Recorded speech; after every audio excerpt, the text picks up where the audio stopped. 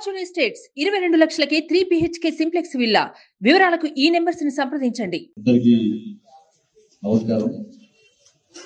రమణ అయిపోయాడు. నేను శ్రీరామనవమి గట్టి చేసిరు కదా, పూజలు చేసిరు కదా, మంచిగా అందరు వచ్చి మొక్కిరు కదా, అందరు మంచి ఉండాలని మొక్కిరు కదా, చాలా మంది కళ్ళు తెరవాలని మొక్కిరు కదా, కళ్ళు తెరిపించాలని మొక్కిరు కదా. తప్పకుండా మోడీ గారి ఆశీర్వాదంతో మీ అందరు కష్టపడుతున్నారు కాబట్టి కరీంనగర్ పార్లమెంట్ లో భారతీయ జనతా పార్టీ 50% భారీ మెజార్టీతో పక్కా గెలవబోతుంది. ఇది కాంగ్రెస్ పార్టీ కార్యకర్తల నాయకులు చెప్తున్నారు, బీఆర్ఎస్ పార్టీ కార్యకర్తల నాయకులు చెప్తున్నారు. దాన్ని చూసినాకనే ఎక్కడ వినా కూడా పార్లమెంట్ లో ఎక్కడ వినా కూడా చాలా మంది ప్రజాప్రతినిధులు, రాజకీయాలతో సంబంధం లేనటువంటి యువత కూడా అన్ని కుల సంఘాలు కూడా భారతీయ జనతా పార్టీలో చేరుతున్నాయంటే ఈ మోడీ గారి మీద విశ్వాసం, భారతీయ జనతా పార్టీ మీద నమ్మకం. కాబట్టి ఈ రోజు ఇంత పెద్ద ఎత్తున మీరందరూ భారతీయ జనతా పార్టీలో చేరినందుకు మీ అందరికీ మనస్ఫూర్తిగా స్వాగతం పలుకుతూ, గతంలో ఏ విధంగా మోడీ గారి పరిపాలన అందరూ తెలుసు. ఇలా కరీంనగర్ లో దాదాపు 12,000 కోట్ల రూపాయలకు పైగా నిధులు తీసుకొచ్చి అభివృద్ధి చేసినటువంటి పార్టీ భారతీయ జనతా పార్టీ. ఇంకా చాలా మందికి కళ్ళు కనబడతలేవు, చెవులు కనబడతలేవు. వాళ్ళు మురిగిందే మొరుగుతున్నారు, వాగిందే వాగుతున్నారు. వాళ్ళ గురించి ప్రజలు పట్టించుకోలేదని చెప్పి వాళ్ళకి తెలుస్తలేదు పాపం. ఇటుపక్క అటుపక్క ఉన్న చప్పలు కొడితే జనం అదే ఆశిస్తున్నారు వాళ్ళు అనుకుంటున్నారు. కానీ కింది స్థాయిలో పోయి వాళ్ళ మాటలు చూసి, వాళ్ళ వ్యవహారాలు చూసి, వాళ్ళ యొక్క ప్రవర్తన చూసిన తర్వాత ప్రజలు ఏ విధంగా చీదరించుకుంటున్నారు, ప్రజలు ఎవరు ఏ విధంగా వాళ్ళని అసహించుకుంటున్నారో ఇంకా వాళ్ళు గుర్తించకపోవడం వాళ్ళ మూర్ఖత్వం.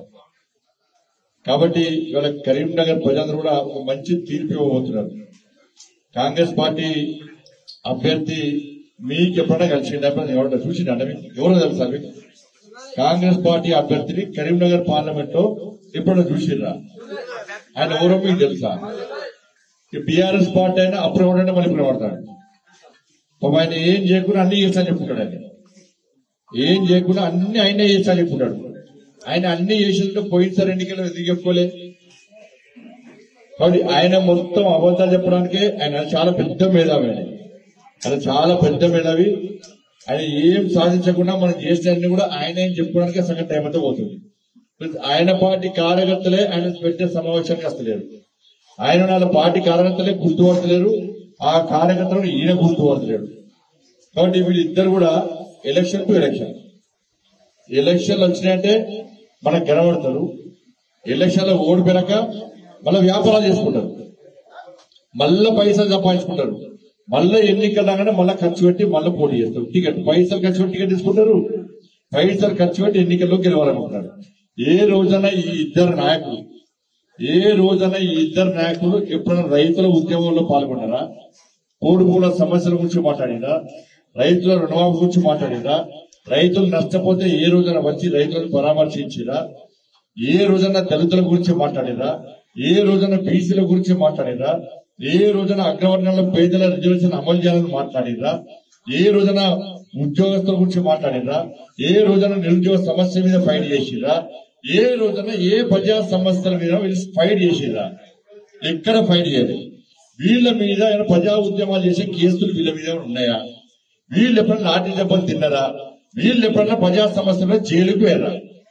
వీళ్ళు ఎప్పుడైనా ప్రజలు కష్టాలు ఆపదలప్పుడు ఎప్పుడైనా వచ్చి ప్రజలకు భరోసా కల్పించే ప్రయత్నం చేసిరా? వీళ్ళు ఎప్పుడైనా పాదయాత్రలు చేసిరా? వీళ్ళు ఎప్పుడైనా ప్రజాహిత యాత్రలు చేసిరా? ఏం చేయలేదు. కానీ అన్ని చేస్తామంటారు. మళ్ళా ఎన్నికల్లో పోటీ చేస్తారు, మళ్ళా వాళ్ళ వ్యాపారాలు నడవాలి, వాళ్ళు ఉన్న సంపాదన కాపాడుకోవాలి, ఇంకా ఎక్కువ సంపాదించాలి, వాళ్ళు ఇంకా ధనికులు కావాలి. కానీ పేదల బతుకులు మార్చాలని మాత్రం వీళ్ళు ఎప్పుడు ప్రయత్నించారు. కాబట్టి వాళ్ళు మళ్ళా ఎన్నికలు వస్తాయంటే టిప్ టాప్ తయారై అంగు ఆర్పాలతో కొత్త నాయకులు ఇటుపక్క నాయకులు వేసుకొని గ్రామాలను పెంచుకుంటూ వాళ్ళు ఇలా ఎన్నికల ప్రచారం చేయడానికి పెద్ద ఎత్తున పైసలు ఖర్చు పెట్టి ప్రజల దృష్టి మళ్లించడానికి మళ్ళా పగటి వేషంగా లేక మళ్ళీ వచ్చినారు. కానీ ప్రజలు ఆలోచిస్తున్నారు, వీళ్ళు ఇంతవరకు ఎప్పుడు కనవాళ్ళే వర్షం పడితే ఉసిరి వచ్చినప్పుడు ఎన్నికలపై వచ్చారు. బండి సంజయ్ ఏమో ఉద్యమాలు చేసిండు, అరెస్ట్ అయ్యాడు, 100 కేసులున్నాయి, 109 కేసులున్నాయి ఉండదాకా. ఇవన్నీ ఆయన చేస్తే వీళ్ళు ఎన్నికలప్పుడు వచ్చి ఇలా పైసలు ఖర్చు పెట్టడానికి వచ్చి పైసలు ఖర్చు పెట్టి గెలవడానికి వచ్చారని చెప్పి అంటున్నారు.